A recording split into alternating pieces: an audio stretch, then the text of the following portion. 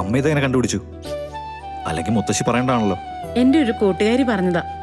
അവളുടെ മകൾക്ക് നാഗദോഷം ഉണ്ടായിട്ട് ഇവിടെ വന്ന് പ്രാർത്ഥിച്ചിട്ട് എന്നേക്കുമായിട്ട് മാറിയെന്ന്.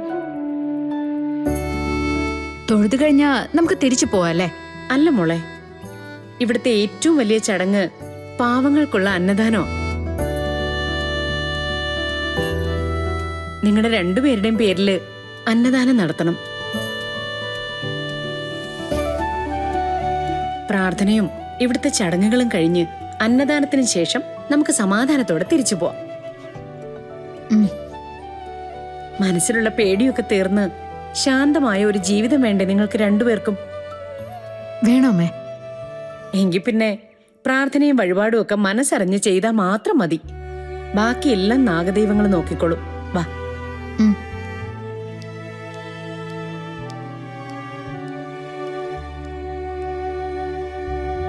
കഥ എന്തെന്നറിയില്ല നവീൻ. ഇവിടെ വന്നിറങ്ങിയപ്പോ മുതല് മനസ്സിനൊരു വല്ലാത്ത ആശ്വാസം തോന്നുന്നു. മറ്റു പല ക്ഷേത്രങ്ങളിലും അമ്മയോടും മുത്തശ്ശിയോടൊപ്പം പോയിട്ടുണ്ടെങ്കിലും എനിക്കിത് കിട്ടിയിട്ടില്ല. നന്നായി. ആദ്യം മനസ്സിലേക്ക് ഒരു പോസിറ്റിവിറ്റി വന്നെങ്കിലേ നമ്മൾ ചെയ്യുന്നതിനൊക്കെ ഒരു ഫലം ഉണ്ടാവും. എന്ത് പരിഹാര പൂജ ചെയ്തിട്ടായാലും ശരി, എനിക്ക് പരിപൂർണമായും നവീന്റെ ഭാര്യ ആയേ പറ്റൂ. നിങ്ങൾ വരുന്നില്ലേ? വരുന്നമ്മേ. കഥ വാ.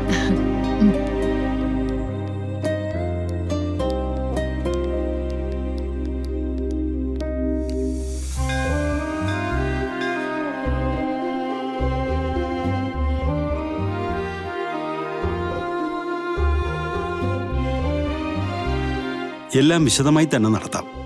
ആദ്യം നടയിലേക്ക് ചെന്നോളൂ.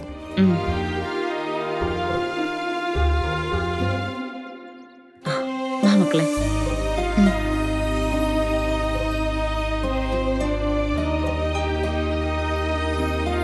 തൊഴുതു.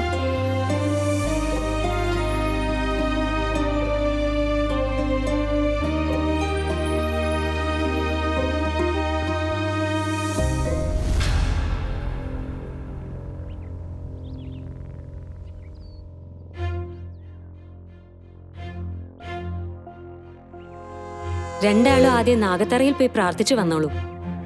ശരി അമ്മ വന്നേ.